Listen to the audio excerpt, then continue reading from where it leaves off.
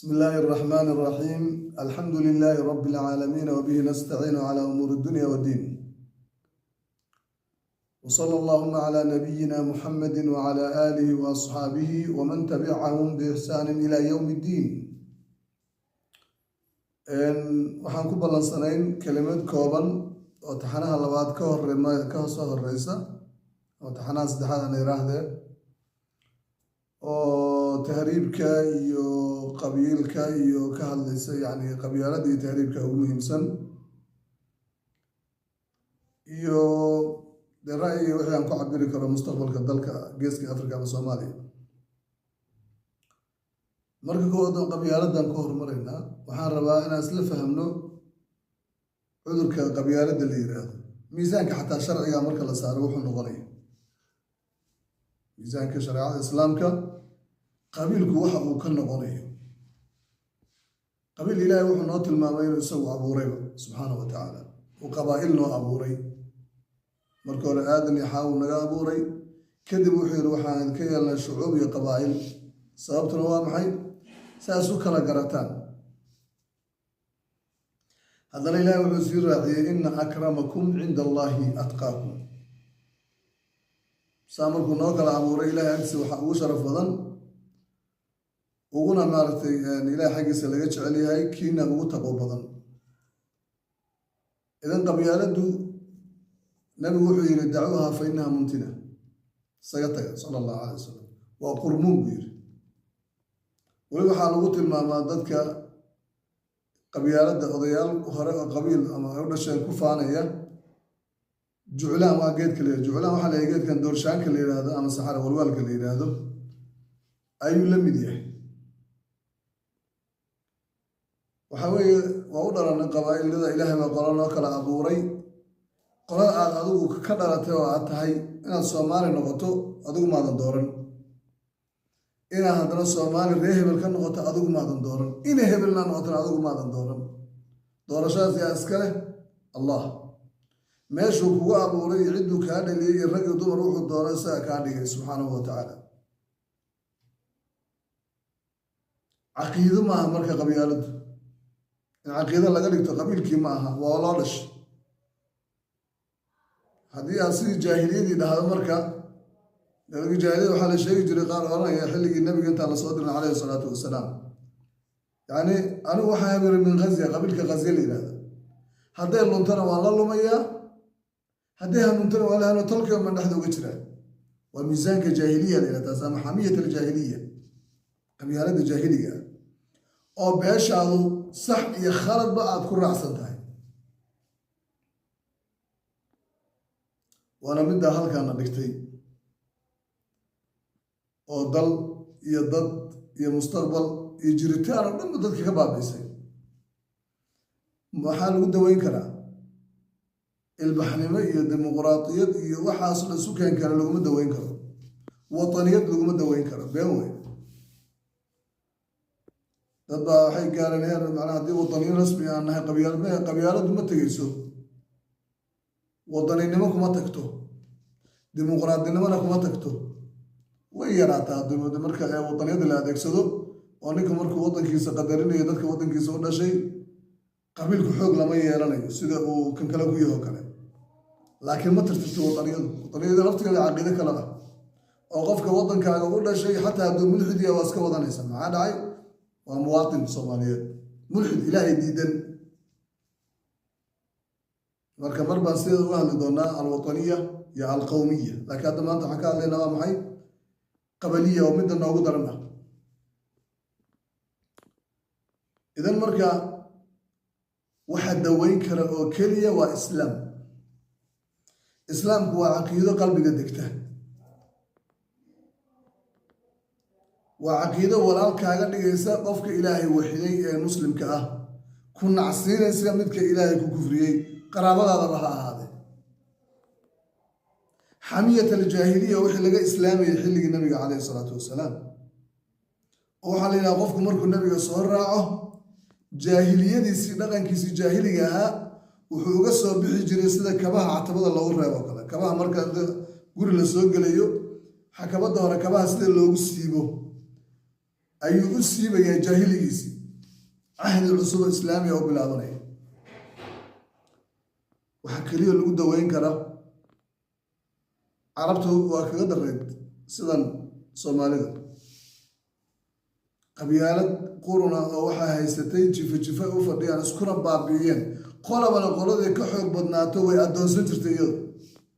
qabiil ba qabiil ku adkaanaya haweenkana waa la qafaalanaya waxa laga dhiganayaa waa la naageysanayaa rag baa wadanaya raggoodina adooma laga dhiganaya beel dhan baa lagu baabinaya meesha qabyaaladu jirtay say oo hay u adkayd u falmayd ilaahay nabiga soo diray calayhi salaatu wasalaam markaas dadka wuxuu uga yeeraya maxay jaahiliyadii oo dhan dhaqankeedii taqaaliidii hidihii baadilkii shirkigii wixii bana ka siimaan oo ka guuraan oo ay u soo baxaan mukhlisiin muslimiin iyagoo ah saasay marka ninkii nabiga soo raaca uu dhaqankiisa jaahiliga uga guuray waxaan xasuusanayaa xadiis sahih bukhari ku sugan saxaabi la yiraahdo Abu Dharr al-Ghifari Abu Dharr waa taqaanaan oo bani Ghifaar ah ayaa wuxuu ku yiri Bilaal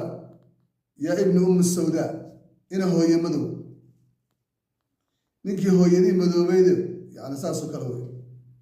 maxaa meesha ku jira madowgaas yasla waxa weeye waa korsu qaadid wey nabigu wuxuu yiri uu maqlay calayhi salaatu wasalaam ayartuhu bi ummi anna hooyadiisa ku ceebeynaysa innaka imru'un fika jahiliya waxa tahay qof wali jaahiliyadii laga soo guuray ay qalbigiisa ku jirto wali jaahiliya kugu hartaan Abu Dharr oo ka warramay wuxuu yiri 15 sano nabiga la socday yiri markaas oo dadkii hore inta islaamay nabiga Maka jooga calayhi salaatu wasalaam dabadna leeyahay ku noqo dadkaagii dhexdooda dacwada ka wad booha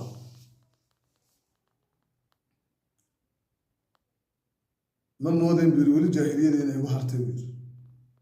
uu u tagay saxaabiga wuxuu u tagay Bilaal afkii sida ku yiri adiga kugu tilmaamay yani kibirka ku hadlay ku istaag kabtaada adoo qaba afka iga saar oo inta saxaabada lugtiisa ku dhigay afka iga saar marka saxaabiga saa ka xishooday inuu walaalkii afka lugta ka saaro birna waa ku cafiyay nabigu marka dadku wuxuu ka meyrayay calayhi salaatu wasalaam xamiyadii jaahiliga lagala soo tegay islaamnimo kaliya daweyn karta markaad ka soo guurtay xeerkii tolka dhaqankii jaahiliga hidahoodii iyo taqaaliidoodii qabri caabudkii iyo kii caabudayey maxaa soo baxaysaa muslim nadiif oo mukhlisa ummadda saas noqoto keliya badbaadin karta dal iyo dadba waad aragteen sida loo kala sarreeyo kala sarreynta midgaan tumaal gabooye maxaa la yidhahdaa magacyo badan baa la sameeyey oo iyo xar miyaa la yidhi magacyo macnaha la yasayo oo aan la guursanayn oo beeshiina dhinac markay dagaal rabaanna u wataan marka kalena guurka waa iska tag xiraan maxaa ka sarraysiiyey kana hoosaysiiyey kuwii la yasaya la hayb soocayo qudhoodii baa damcay inay dadkii ku qanciyaan dimuqraadiyad iyo aaraa iyo ra'yi dimuqraadi laguma xoroobo dimuqraadiyad meedaa kala sarreynta kufriga amartaba waxa dadka xoreyn karaa waa islaam awal islaamku sheegad buu ka ahaa Soomaalidu sheegad aan dhaqan ahayn iyagana ku mahmaahaba Soomaalidu islaamka kuma dhaqantay way ku dhalataa bay yiraahdeen way ku dhalataa kuma dhaqanto waa runtood laakiin islaamku waa dhaqan ilaahay wuxuu naga rabaa dhaqan dhalasho ma dhalasho isaa ku abuuray adoomada dhanna wuxuu ku dhasheen islaam adoon adduun ku nool nooc doona ha ahaade markuu dhalanayo waa muslim fitrada islaamku ku dhashay kadib labadiisa waalid ama yuhuud ka dhigaya ama majuus ama nasraani sida lagu sheegay ama mushrik marka dhaqan ba islaamku ilaahay wuxuu naga rabaa waa dhaqan ittabi'u ahsana ma unzila ilaykum min rabbikum qabyaaladu maxay noo geysatay marka waxay noo geysatay jifada ood wadaaga la tahay dariska la tahay inay disho meeqa sana is soo dilay taariikhda lama yaqaan meelay ka soo bilowdeen ma leh weliba waagii hore waran iyo fallaar iyo hooto iyo la isku diri jiray هذا الزوجي تنسين بلا سوهستا تانجي جيب بلا سوق راعية هو عصري هكو أنا دمت على أسبوع لك وري إسكات الباتريوتس سوق راعية هاي ونقطة الضعف في الصومالي إلا هذا عدول بوقفة إذا ستو مركب رونيك الصومالي إنه الصومالي شبيه أبيار ويفيا حسنين جرى حبشود وهاي حلقة من الزناوي كي من قستله رصاص بو قيمنا يا قوالنا الصومالي رصاص بس قبيل والبحبش يقولوا أصدق الله تشرو مودية جنب إسكندرية وهو فهمي إن قبيل كودي دين تودو قبيل كود هو ياهي ومن دمانتنا هايستا جيس إلى كجيس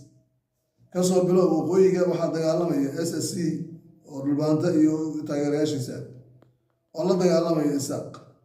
مثل فرون تأوك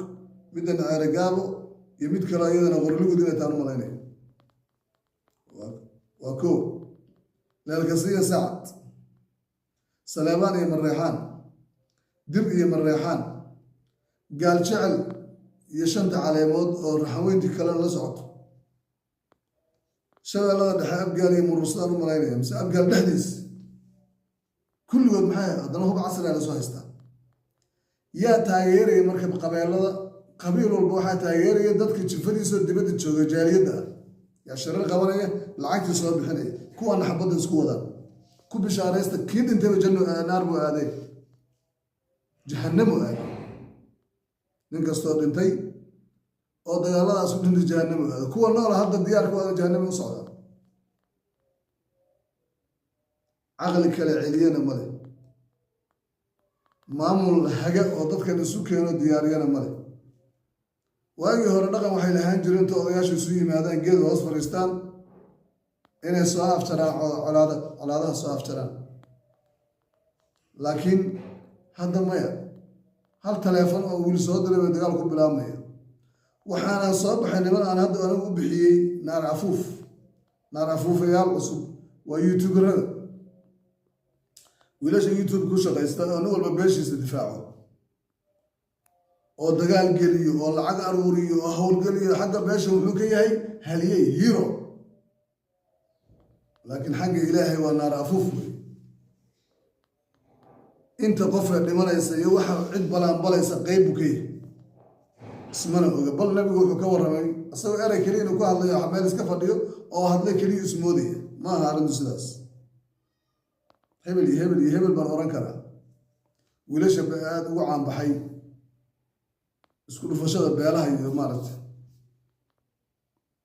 nabigu wuxuu ka warramay qof buu yiri calayhi salaatu wasalaam ninka wuxuu ku hadlaa kelimad uusan dan ka lahayn uusan wax weyn moodayn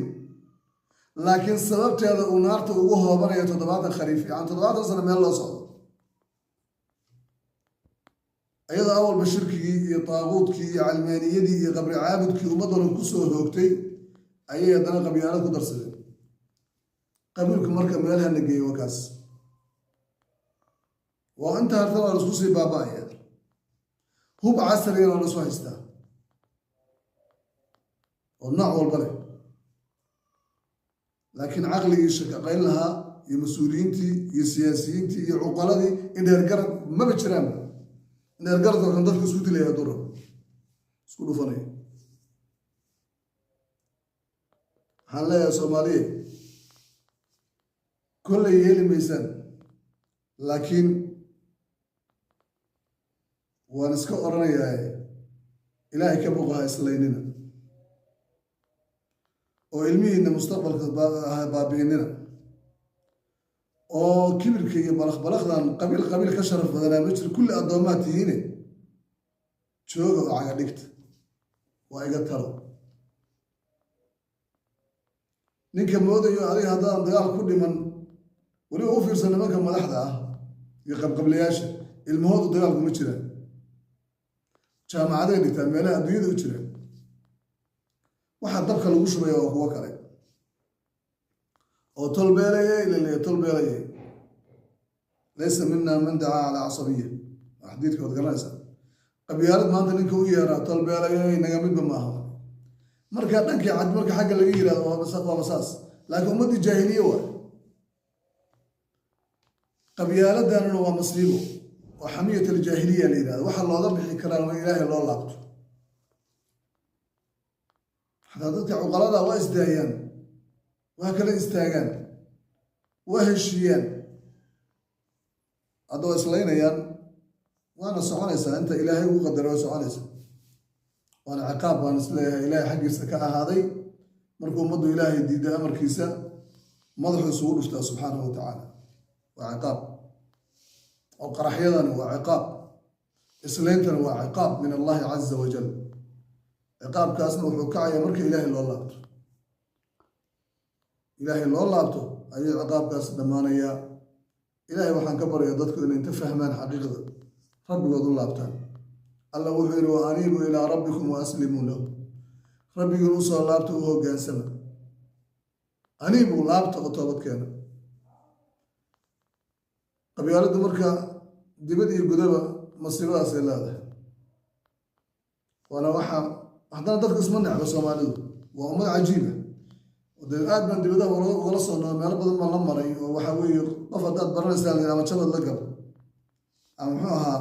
meel la degmi ah ama safar la gal aad baan ula noolaaday dibadda soomaali fara badan dad isjecel oo waxaa weeye aada isu taageera oo aan cadowga isu loogin waayo dad marka loo fiiriyo ummadaha kale ummado kale oo dowlad la-aan intaa ma jiri karaan nidaam la-aan kuwan waa qoomam isku xiran hal qof arkaysa hal qoys hal oday ka shaqeeyo oo 15 qof dadka ku dul nooshay adduunyada xal lagama helo oo dadkaasoo dhan bil qaraabadii la cunayaan la nool yihiin dhanka marka laga fiiriyo si fiican bay qaraabanimada ugu adeegsadeen iyo waxtarkii iyo tacaawunkii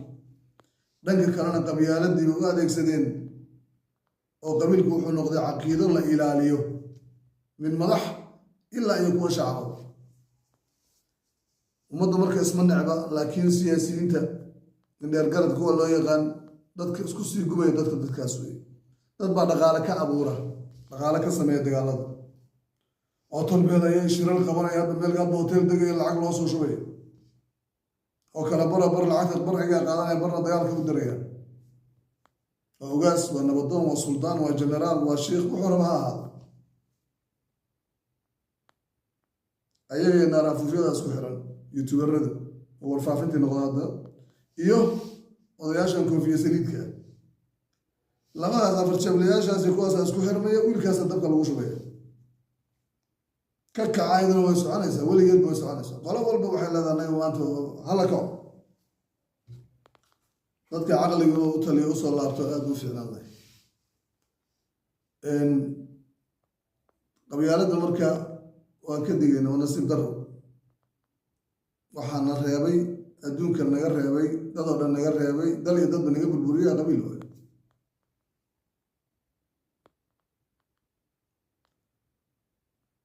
ilaahayna hadduu rabo ummadda inuu hagaajiyo subxaanahu wa tacaala marka hore iyaguna is hagaajiyaan waayo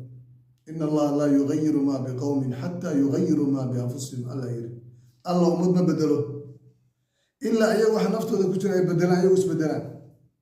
hadday xumaayeen wanaagsanaan oo isbedelaan oo xumaan noqdaan dee xumaantooda ay ku dhaqmayaan hadday xumaayeen oo iswanaajiyaanna wanaaggoodii baa ilaahay u hirgelinaya nin walbow si gaara u fikir marka qabriga lagu geeyo tolkaa kuma raacayo beeshi kulama socoto ilma adeerayaal kulama socdaan keligaabaa god lagu gelinaya xisaab baana ku sugaysa ku xisaabtan marka waxaad ilaahay loo hortegi lahayd ku xisaabtan ilaahay shirki ma cafiyo daaquud la adeecayna ma cafiyo jaahiliye bartanka laga galo laga mid noqdo loo hiiliyana ma cafiyo caqiidada loo yaqaan caqiidat alqabaliya waa shirkiga hadda isu badashay qabiilka darteeda loo colaadinaya qabiil darteeda loo jeclaanaya qabiil darteeda loo dagaalgalaya qabiil darteeda loo istaagnaya muxuu noqday caqiida isu bedelay taa marka halkaa uga soo tago dee dadka ilaah ugu talagala waa waantoobayaan kuwii kalena waa durbaankaana u soconaya shaydaanku u tumayo ilaa ay la kulmaan ciqaabka ilaahay subxaanahu wa tacaala tahriibkan si kooban raba inaan usii raaciyo oo dadka dalku waa laga qaxaya dagaaladan oo kale waxay sii keeneen ummadda inay sii qaxdo qaraxyada dagaalada sokeeye waxaan dhan qaxbaasi bada xiriir qaxootiya ayaa mar walba kii meelaha la sii xaaqi jiray naqaad in la xaaqee saddex xeraan ku ogaa dhagaxley dhagaxley xagardheer iyo ifo mid kaloo la banayn jiraa la ii sheego la yidhi dad soo socda sanadka dambe dagaalo dhici doona yaa loo banaynaya yani waaba la sii diyaarinayaaba waa la ogyahay meeshaan dagaallaa la abaabulaya oo hay-adaha laftigooda lug bay ku leeyihin halkaas samafalka la moodayo lug bay ku leeyihin ayagaa qaarkood raashinka qaybiya ayagaa dawadii qaybiya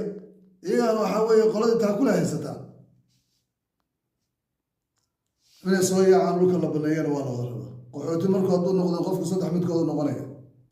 in la hago maskixiyan lala wareego ilaa dadka ninka tarbiyeystaa dadkan iskale ninka tarbiyeysta markuu tarbiyeeyo fikirkiisu ku shubaya ko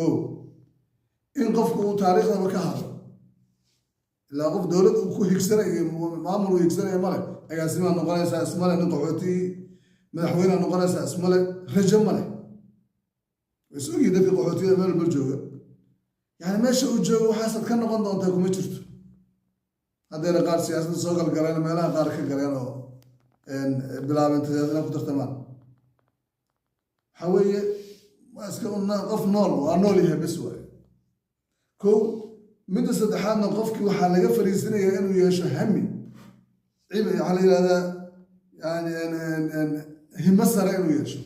hima caaliya oo maxaa laga wadaa inuu wax soo saaro dalkan wax noqdaan dhaqaalo sameeyo waddan la xisaabtamo adduunya la xisaab ma ku jirto cunto afka loogu gurubarta raashin baa loo keenaya bas marka dambe hay-adihii aawa oo dhi marka gaajo qabato un timeede un buu sugaya weligii qofkaas iyo dadkaas waa dad la baabiyey markaa ogow dadku inay ayagu waxay sameeyaan ba fiican struggle wax loo yaqaan juhud inay sameeyaan wax soo saaraan oo ku rafaadaan oo nolol adag ka soo bilaabaan oo tii adkeed marka china hadda xaggee maraysaa xaggeese ka soo bilaabeen buuraha dhaadheer ee chiniiska ilaa 200-300 mitir baa qofku dhagax la fuulaya dhagax weyn dusha u saaraya halkaa dal dhisaya laga yaabo maalintii oo dhan $1 in la siiyo maantana xaggee maraya waa la keydiya maanta carruurtooda loo daaraa owayaashadu waxay soo mareen si ay ugu fara adeegaan wax hadda ay hayaan laakiin nolosha inaan kor uga imaanaan rabnaa nolosha inaan hoos ka bilowna ma rabna korna uga imaanaan rabnaa oo qofku markiiba lacag iska yeesho hadda u fiirso qaar badan oo xoogaha dibadaha tegay north america yurub ay tageen waxay fahmeen dowladaha soomaaliya ka dhasha dadka maamulaya waa iyaga kuwa waddanka joogay maaha waxa wasiir iyo madaxweyne iyo ogaasime iyo lagu wada leeyahay iyo maareeye yaa waay diaspora waay muxuu yahay diaspora hadafkiisu ingiriisku degan yahay edinburgh wax uga dhisan yihiin guri uga dhisan yihin ama nairobi guri uga dhisan yihin ama baalkii vancouver buu degan yahay iyo chicago iyo minnesota halkan wuxuu u imanayaa 6 bilood buu rabaa gudahooduna $5 milyan $6 milyan ku helo meel dhaqaalaha laga sameeyo weeye meel soomaaliya hadda kuwii deganaana kuwan islaynaya lagu dul baalkiyoobay dibadduu shir kusoo qabanaya wuxuu leeyahay madaxweyne u sharaxnaya ama agaasime ama hebel goboleed dhowr dumar oo qaraabadiisa calan u ruxruxaya waa loo heesaya eeraboodka muqdisho ka soo degaya waddooyinka o dhan baa loo xidhaya inaadeerkan baa soo degaya cs xaggee u ka yimid ingiriiska norway france germany baa la dhihi wax weyn buu leeyahay kuwan dhulka yaalla kanoo taay xuna xagga markuu jooga laga yaabo bolostationnada inuu xaaqo markuu xagga joogay qaar injineeraha wallahi garanaya alaabta dhaqa jarmalku arki jira injineerada diyaaradaha makhaayadu alaabta ka dhaqa laakiin markuu soomaaliya yimaado muxuu noqonaya isagoo wasiir ama madaxweyne ama prime minister arkaysa okay hawaa waddankiisii laakiin waddanka kuma dhisay wixii soo gala ilmihiisuna waxay u degan yihiin maraykanka iyo ingiriiska kuwa kalena hadduu sii wadaa burburiye weyn weyn laakiin lama fahamsanaa dadka baabi'inayu ka mid yahay waana dadkii caqliga u noqon lahaa ummaddana waxay soo arkeen ajnabi waxay soo arkeen ciriiri waxay soo arkeen waddan la-aan waddan aan koodii ahayn oo lagula xisaabtamay waxaan xasuustaa xanjaan hadda kooranta meel ka iibsaday baan afka la galay waraaqdii xanjadaan tuuray jidkaan ku tuuray meel la yiraahdo magaalada Sindelfingen oo Jarmalka ku taal 29 gaari jidka oo istaagay markaas uu yeeray qaad bir baasha meesha qashinka ku rid baaliro ay u sameeyeen qashinka oo wadada dhinaceeda ku taal qaad oo ku rid kan anaana kaage maahan yiri xanjo waraaqdeedii wey maxaan ku qasbanahay in aan ta qaado meesha inta geeyo ku rid dhulkiisu ilaalsanaya kaygina qashin baa ka buuxa iyo wasakh kana xanjo baasheedu ilaalinaya dhulka in lagu rido wuxuu yiri kan anaa iska leh this is mine not yours wuxuu ka wadaa waa dhulka maxaa ay galay marka mid waa la iga saxsan yahay dee wasakhda dhulka uu saxsanaya hayo wasakhay wey laakiin anaa iska leh yiri runtiis waa dhulka Allah iska leh laakiin Allah asaga dejiyey kaygiin waxaan ibn qashinka wadooyinka baabuurta ka leexdaan weliba in la qaado la diidayo meelaha qaar haddaad tiraa qashinkaana idinka gurayna waa lasoo qofay NGO barna siyo ku dhih kii qashinka u tuurnaaba ku dhacay laga yaaba ka qarnay qisaas og yihiin qashin la diiday in la qaado oo la yiri waagda lacag baa lagu rabaa guriga horta wadadii u xiray laamigii u xiray dad baa xil qaamo yiri anaga gurayna baabuur u kireeyay NGO ba soo qaateen contractor soo qaateen wax naga siiya qashinka anaga leh haddii kale hanoo yaalo bakteeriyadii waa ilmo markaas carruurta ugu cayaaraysa roobka ugu dulda'aya maskaxdaas ka warrama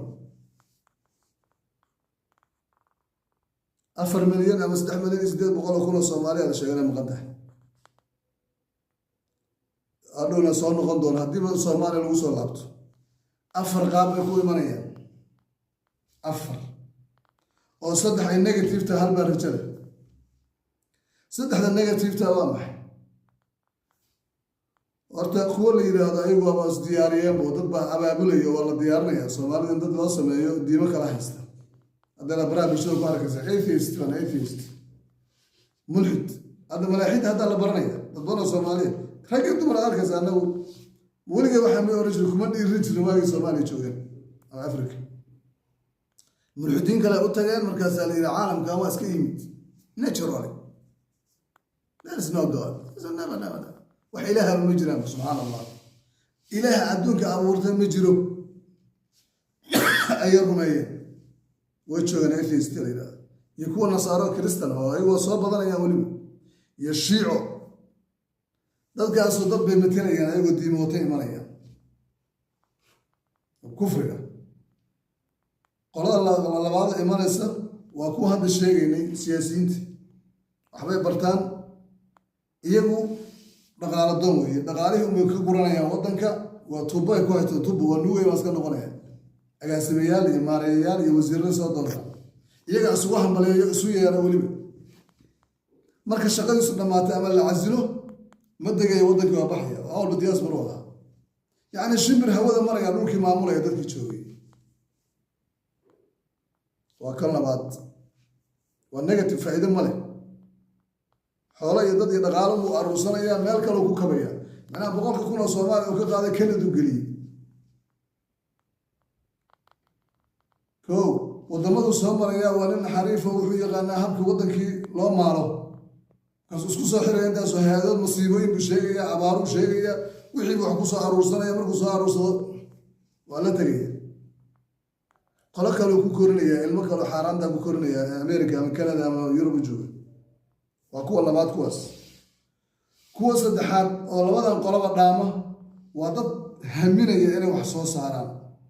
oo aqli iyo fikir iyo ideology waxa uu ka bedelan wixii hore wata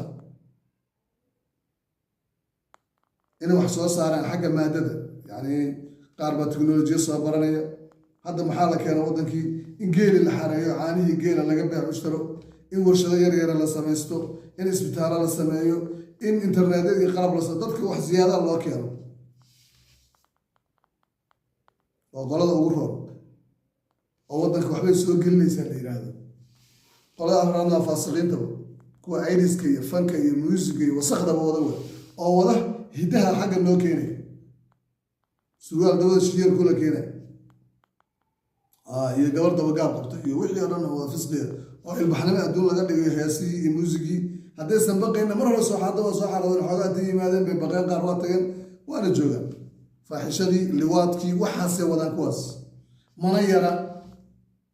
ولفتي قد وحاول لسان نظامية جروبية أما كلابية أو لسان جروبية ده سوكيل ده جو وحا هيئات ما أنت جوجت المقدسية يا كوراي هل مربى نوحو يري لأورنج رجاف وإمجريشن جوجري وأنا السود دي وانجليان بيقولوا لما أنا هيئتها الشيء وضد جوريا الكريسانية وحي سميانا لم يقان وأنا السود دي وانجليان بيقولوا أفرد عطنسا أكدب من ولا يقع هذا بوسك نالكلا لقي ما قان ماشي لقي ننكلا ماشي لوزوريج يعني waxaa lagu leeyahay meelaha qaar waxa jooga niman dhaqaatiira oo beerka iyo kaliya ka bixinaya organada jirka bini'aadamka waa joogaan qaar guryo waaweyn oo lagu diyaariyay jira faaxishadii oo gabdho iyo wiilal Soomaaliyeed lagu diyaariyay kuwa dibadda ka imanaya kuwaas markay kuwan kale malaaxidada iyo faasiqiinta oo isku xiray waa sootaan kiristanka iyo kuwan waxaan oo soo wataan kuwan waxa un ka roon wadankoodii soo jeclaaday in wax dhisaan raba iyaga laftigooda ilmihii caruurta xaggee u jiraan yareeriyi laakiin nolol inuu abuuru rabaa qaar baa baadiyaha tagay geedaha waaweyn bay bilaabeen inay geedka inta meeraxaysa shiidaan budo ka sameeyaan budada inay caraf ka dhigaan xoolaha siiyaan xoolihii caanihiisa inay ka beecusharaan waa caqli warshado yaryara tiknolojiya aakhirkana hadduu amni helo wuu soo raranaya waa qolada keliya oo is leeyahay waxa soo laabanaya ugu fiican yahay wayaga laftigooda dee wadaniyadaas keliya wadamahan wax kale oo ay xaaleynayaan male dhaqamo kala duwan bay soo arkeen waxay la yaabayaan ma jiraan marka isagu ma raba inuu ku raaco laakiin wuxuu leeyahay xor buu yahay hadduu liwaadkiisa iska wata ninkan liwaadka wata kan kale hadduu rabo faasiqa iska ahaado nin walba feel free uu soo bartay dhaqan ahaana wuu soo arkay laakiin asagii shakhsiyadiisa waxaa ku jirta inuu wax noqdo dal iyo dad inuu wax ku noqdo dadkiisa in la xooga la qabsado cadow qabsado ma ogola dhaqaalii waddanka in la burburiyo ma ogola baddi iyo kalluunkii in la xeebiyo laga qaato ma ogola wadaniyad baa ku jirta ku ugu roon waaye afarta qoloba ee waddanka ka maqan kuwan sharta wada ilaahay maba soo celiyaba kuwa sharta noola soo laaban doona ilaahay ma soo celiyo meeshooda iyo musiib meel ka dheer wixii khayr wadana allah ummadda u soo celiyo dhulkii dadkooda ayaga iskale waddanka ilaahay dejiye waayo intaan waxaan ka leeyahay dadka tahriibayaasha qaar ba hadda socda hadda waqtigan oo 30 sano ka hor waxaan ku jirnay hadda socda oo haddii lagala taliyo haddii kaleba aan yeelayn laakiin mid ogow waagii hore waxaa laga yaabaa haddaan ka ilaa warshado asagoo waa tahriib asagoo yara muxuu nooga hor istaagay laakiin marka anagu tahriibi jirnay magafa wax la yidhahda ma jirin is addoonsiga meelaha qaar ka jiraana ma jirin aad buu uga duwanay caalam ka duwan buu ahaa caalamkan inaan wax soo kordhinina waan rabnay alxamdulilaahi ninkii alla uma maagin wax soo kordhiy waa soo kordhiy ninkii alla u qadarinna waa noloshu ka haray marka waxaan leeyahay dhalinyarada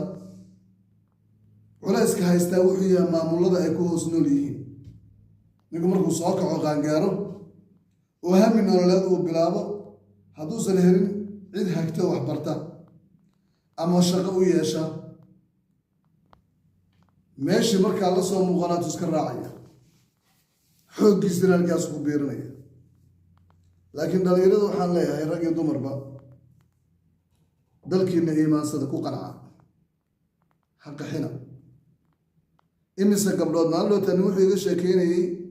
magafayaashu ku jiray Liibiya 30 gabdhood ka badan oo Soomaaliya lagu haystaa meesha la naagaystaa oo meesha lagu baaki karto ma dadka la sicid miduu u bogo oo qurxoonta isiraado waa la hareeya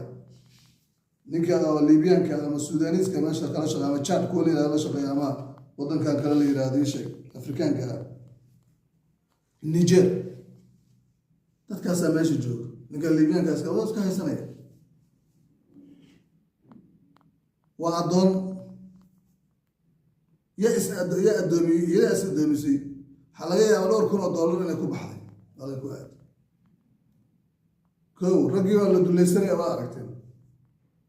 أو قال مركب وحي شيء حتى مركب كان العقل قال متكلا كل شيء مالك الجواسين العقل برا كسمال بحار كسحبر يوضع سومالي ولا ويل كي مجفا جوجا الله يقبض الكاسة الله يبد بادي كان عصبي الوقت كان عصبي قدتك سليف تريد من مغرب جرتي الدونسو هذا قشة إن لو يشون إن هذا كلا أكو الدونسو مركب ما كو جرا عمر كل رسول الله كايه مركب ما كديلو markaad wad soo tira maxaa ardaas wadan la joogo mar wadanka daga waa kana burbur baa ka jira waxa mala shaqo mala nolol mala ku dhib nolosha iyo shaqada isku timaado waa la abuuraa dadka abuuraya ayaa la rabaa inaad ka mid noqoto waxaan xasuusinaa wadanka la yiraahdo Algeria Faransiiska haysan jiray wadanka labaad ee France la mid uu ka dhigtay soo degay ilaa xataa luqadda carabiga uu baabiyay wax ku hadlaba oo jilki soo baxay oo Faransiis uu ka dhigay وأنا قلت إنه سوداني فرنسا الجزائر بير بودعي لما ويل ولا رأى أي أفكر إن فرنسا كبد باديان الجزائر لا تكون مركي عقلي وهذا كنت شذان إلى هنا ترى سارتان وحبا بيبدلي كلام yes we can do حدو قفكو قبا وحمان قبان كرنا وحبا بيقبان كرنا لكن مركب وحقبان طبعا أنا وحقبنا عند طبعا هذا قبيلة لو كنا وضعي مركب وحمار ومزنين لما دي ويل حرم كيتجان إلهي ببريارت إن فرنسا كحريان الجيريا أيقو عنصر أو ضدك كوكان عيان فرنسيس اللي اسكسارك فرنسيس نواد دقي ماشي هو حتى جوري والبجاسوس بقول لي وحب لا والله وقفوا كان لا شراء ويرى هذا وراسك كان كرانك عمل الديان نيو خطر هذا لكن هو ما هنا بالله كلا أباهنا لبو هل كوح بين نقدان مجال كلا كوكا لقى دياري مجال كلا كوكا لقى دياري ما عنده بحال بلا باور فرنسيس كمسافر لوديو انفلار لوسو دم عدو يوسف شعب كي بروجرامي وراقي قيبيين ويرى هذا أنا وضد عرب أنا هاي مسلمين بانو هاي وحنا أسكت عنه أكتب بقولي أفرتن شنكم بهالمال ندري فرنسيسكو ألجلس كده لا تنقص بعي والله أنا حسوقي هذا يكملوا إلا لو صار ولا بقول بألفتي إلا الله صار الجيري ولا dadku hadday wax xamiyaan ilaahayna tala saartaan wax badan bay qabsan karaan laakiin hamigii hadduu kaa dhinto oo afar jeebla hadda aan sheegayna aan isaga sugayso naar afuufkuna uu ku yahay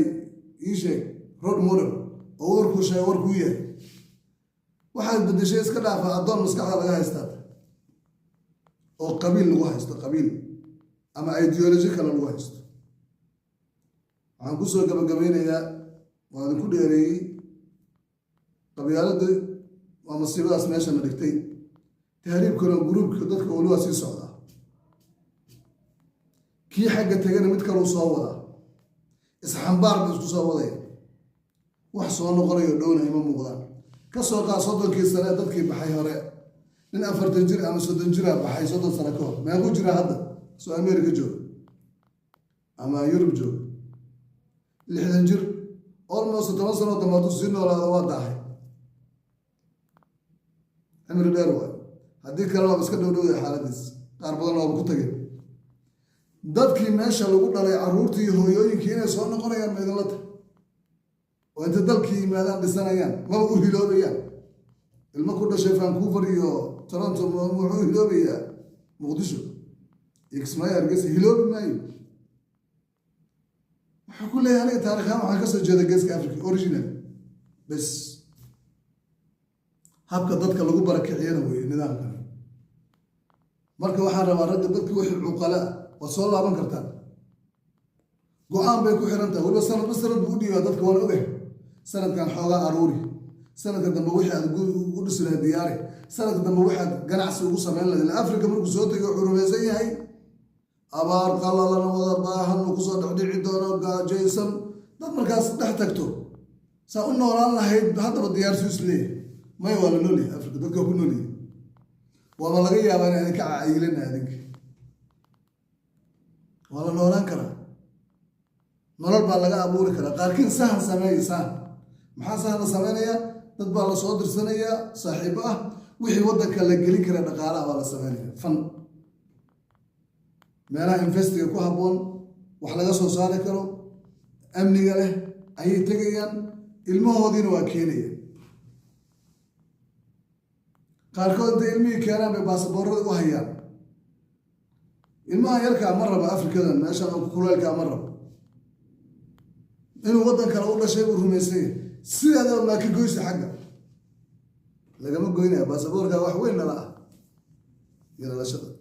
qaar nairobi la keenaa jiro inta meel lagu xereeya dhaqan celina safaaradii ay la xiriireen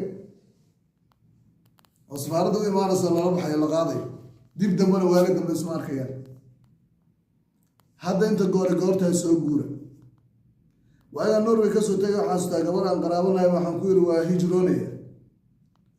aniga waa jeclahay tiri mar dhow inaan dhaqaaqo mar dhow weli way jirtaa gabadhaas hadda inay noo sheeg ma aqaan magaceeda ma sheegay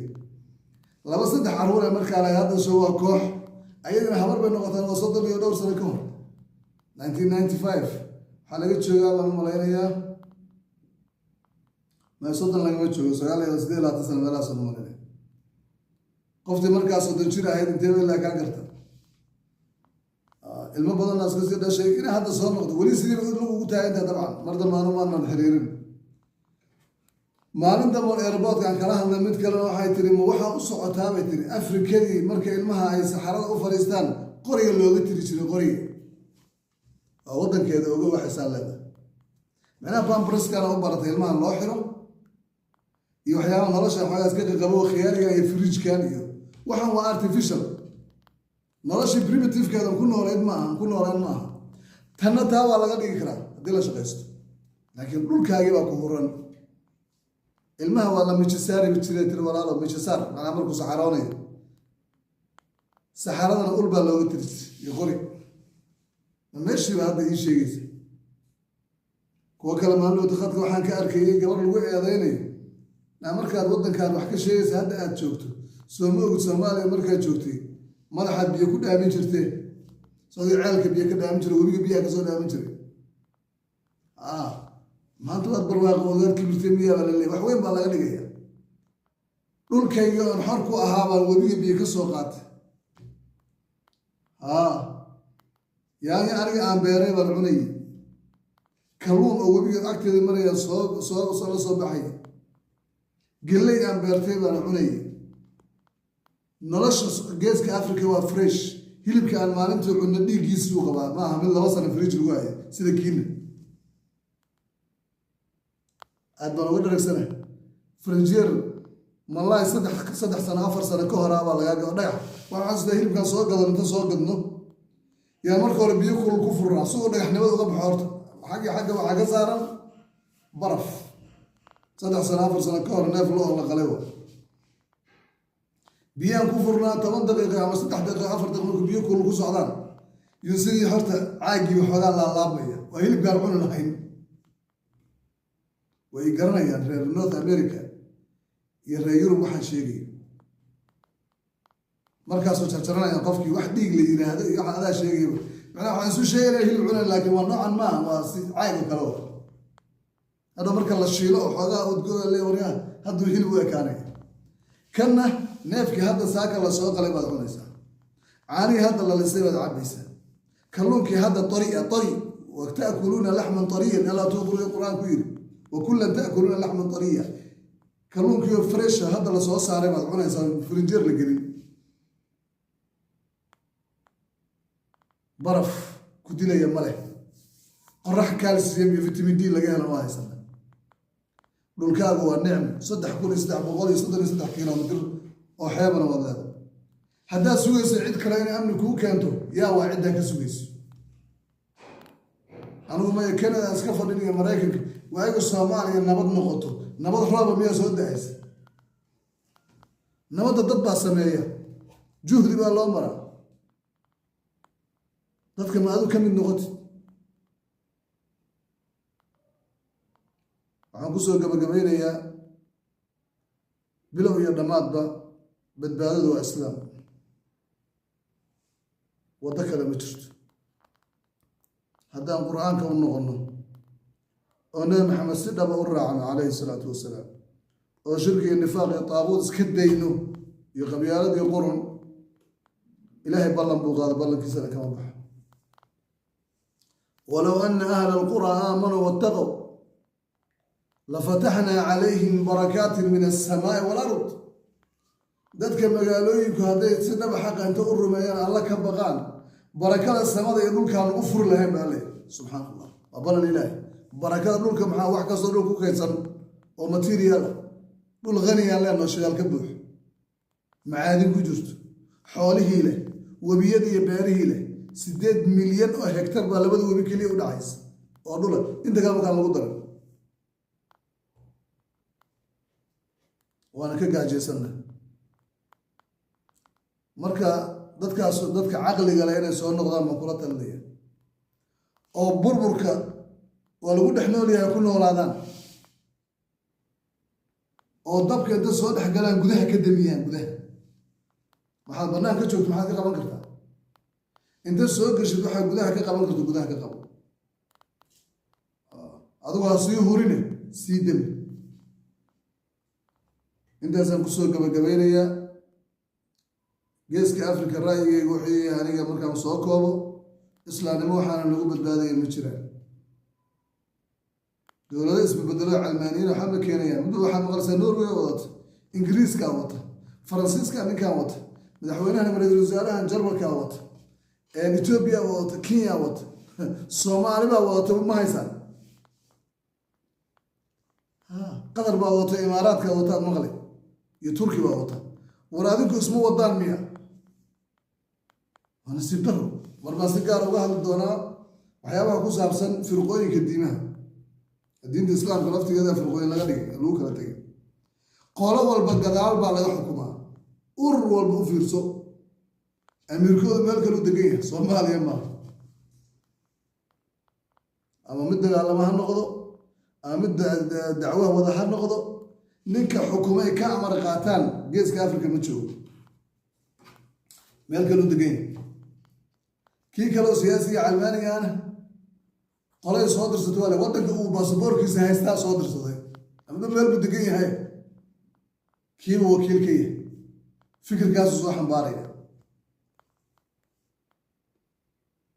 ilaa maskax xoroodo la helo dadku xorriyad helo oo maskixiinta u xoroona annagu maxaan qabsanaa cid kale ayaana u shaqayn la helo waa adagtaasi wax loo qabsana laakiin ilaahay subxaanahu watacaala yugayiru alaxwaala kayfa yashaa xaaladda siduu doono u bedelaa daqiiqado ama maalin buu ku bedelaya ilaahay waxaan ku weydiisanayaa biasmaahi alxusna wa bisifaati alculaa dadkan iyo dhulkan iyo dalkan isaga iskale waanan ku caasinay oo amarkiisii diidnay oon dulmi iyo aan la nimid iyo shirki iyo ilxaad iyo shuuciyad iyo kibir iyo fisq ilaahow nahanba qabo ilaahay waxaan weydiisanayaa inta harteen una badbaadiyo oo dadkan iyo dalkan xaggiisa u soo jeediyo isagaanu ku caasina isagaana ciqaabay diinkiisa iyo amarkiisaanu diidnay uuna ciqaabay welina ciqaabti waa nuu socotaa isagan baa naga dulqaadi kara ربنا ظلمنا أنفسنا وإن لم تغفر لنا وترحمنا لنكونن من الخاسرين إله نفتنا ظلمني هذا نون حريصا وذن عفوا خسارنا إله الشرك الحاد نقفوه إله بربور الشرك هذا على مضى يا شيء فريق بط إله دينك يا توحيدك وهيل إله موحدين تأهيل إله مدى بربرك يا قرح كتوج إله نرى العصب نوبلو وهذا أنا عصبنا هاي وناديه كوه جانسنا هاي أنا أمر كذا كل رغمينه وعن نبي كذا راعينه إله وسعدنا يلك أدو ما سيالي كرا أذا بدلي كرا حالك كستا وجرته يا رب يا عزيز يا وهاب يا ذا الجلال والإكرام لا إله إلا أنت سبحانك إنا كنا ظالمين وجزاكم الله خيرا والله سبحانه وتعالى أعلم.